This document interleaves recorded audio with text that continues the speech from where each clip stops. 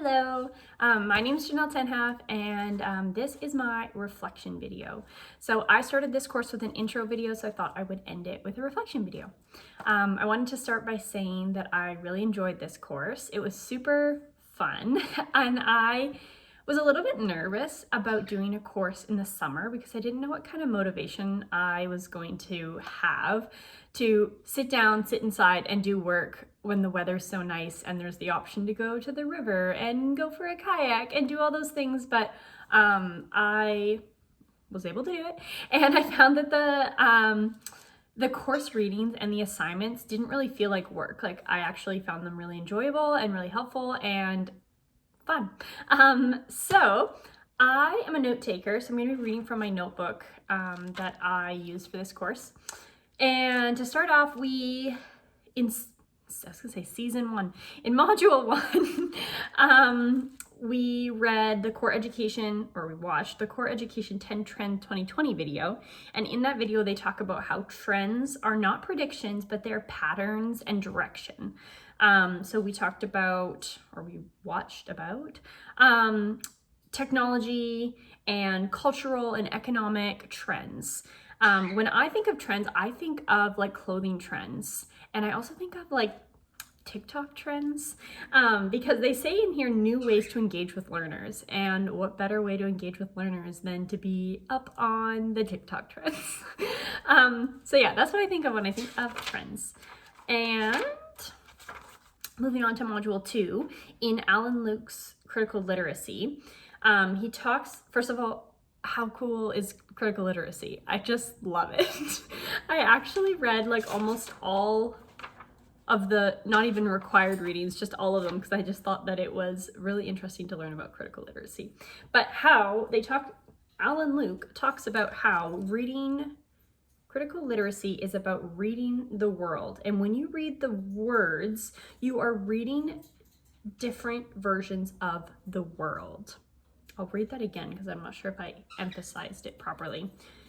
Critical literacy is reading the world. When you read the words, you are reading different versions of the world, which is so cool. Those were my birds. Also, in critical literacy, children as change makers, that they did based in the UBC Okanagan, they talk about how mirrors, text is either mirrors or windows. So mirrors, where they see themselves in a text, whereas windows, they're looking into a world that's different from their own. So cool. In critical literacy and the importance of reading with and against text by Jenks, I think that's how you say it.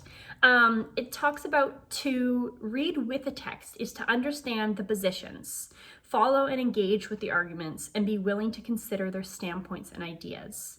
Whereas reading against text is the interpolation often happens below the level of consciousness. So texts are never neutral. They hail us to take up a position that they offer. Hard to engage with a text that offends us, which is so true. If you're reading something that you don't feel like jives with you, you don't want to continue that text. And you're also not going to be like fully like in what the writer is saying. The reader just like won't work. So you need to be open, and you need to consider that what they're saying might be different from what you think, but could still be truth. So very interesting. Moving into module 3, we talked about teaching literacy and reading. So talked in part 1, teaching with and through literacy. And in Mark A. Saltzer and Amanda Hartling's, I think that's how you say it, text, the one that was called Considering the Hypothetical Adolescence in Evaluating and Teaching Young Adult Literacy, they say, would teens read this book? So like that's something you should take into consideration when you're teaching. Like, you're reading the book, you might be interested in it, but is it something that is relevant to teens?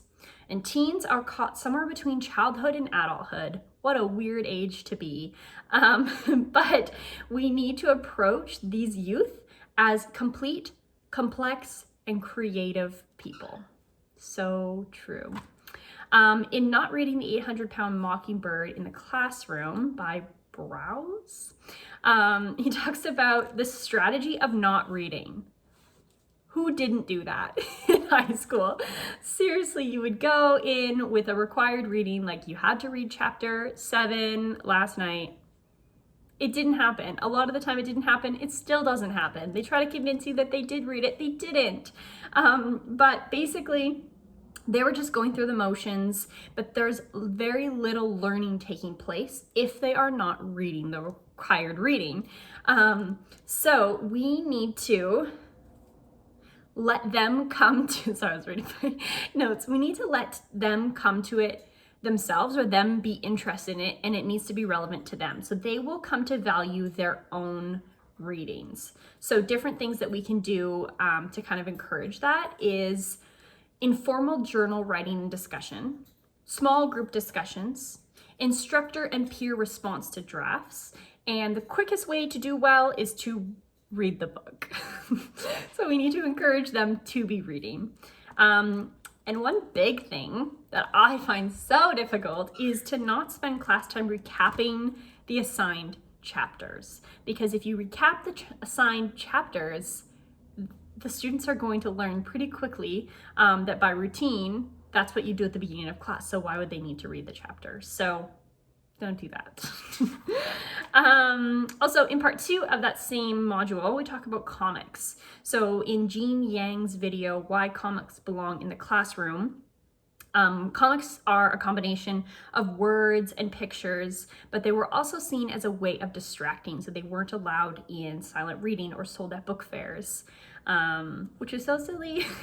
But students love them. Like, even adults love them. Everyone loves them. They're so cool. Maybe not everyone. They're pretty cool.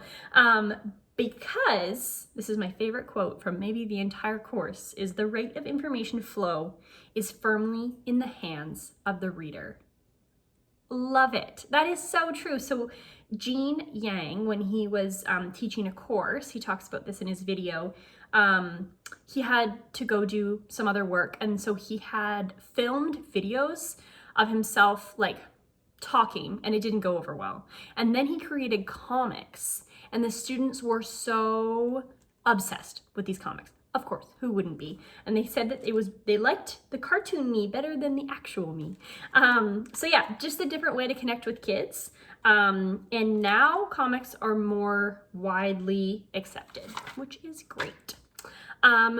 Moving into module 5, they talk about the writer's checklist in, how do I say these? Jahai and Howard and Longhouse's paper, Writing Checklist, a procedural support for struggling writers. They talk about the writing process, which includes planning, drafting, revision, and editing.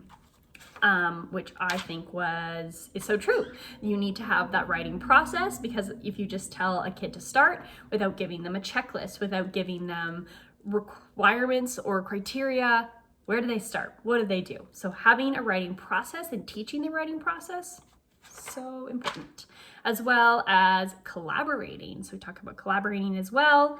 And the idea that the teacher would develop techniques for them to use in their writing. So students begin with a variety of questions, seeking guidance, and all engage in the process along the way.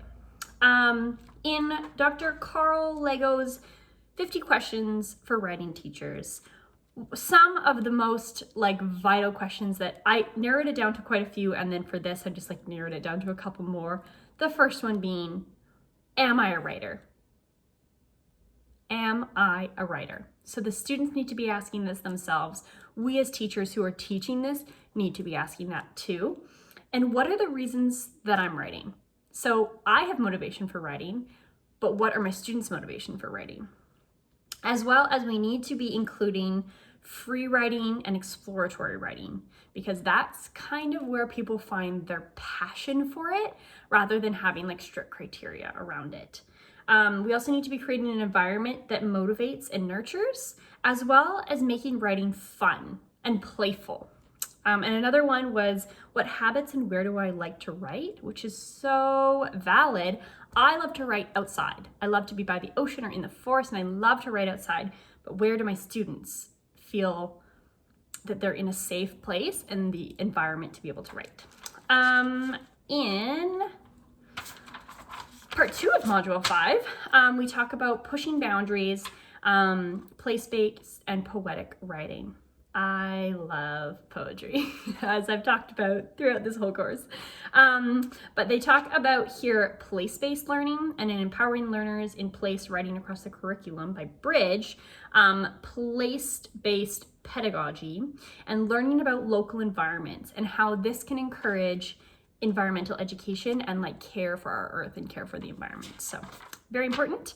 As well as they talk about, why do we write? We learn as we write. So taking notes helps us learn, and it also makes learning personally meaningful. And one of my other favorite quotes from this course is, action knowledge rather than book knowledge. Love it. Okay.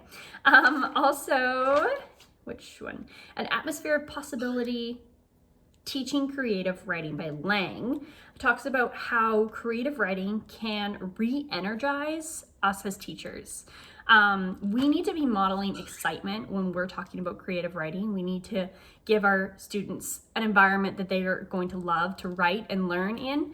But it is so energizing to read what they write, because students are so creative and everyone has something to offer if they're given the chance. So yeah, I love reading the creative poetry or just like general creative writing that my students write. And then in Module 8, in Literacy for Solidarity, or How to Honor Ancestors, Not Our Own, in the video by Dr. K. Wang, they talk about land acknowledgement, which is so important. At my school, every morning on the announcements, we talk about land acknowledgement, as well as at any assemblies or any staff meeting, and even in the classroom, if we're gonna have like a meeting, like a circle time, sharing circle, we do land acknowledgement. So I was really glad that he was talking about that in his video. And he also had a mention of Maya Angelou, which I went into detail in one of my assignments about how I'm doing this project. I've been doing this for a few years, and I will continue to do it, to talk about the influential people over time. And when he mentioned Maya Angelou, that was one of the people that we had talked about in the past. So just, yeah, making a mention of all of these influential people over time, and giving the kids the opportunity to kind of like research them is super fun. But that was a really long video. But yeah, I just wanted to conclude by saying this course was super fun. I learned a lot, and I only have one more course until I finish my diploma, and I sure hope it will be as fun as this one. Thanks for listening.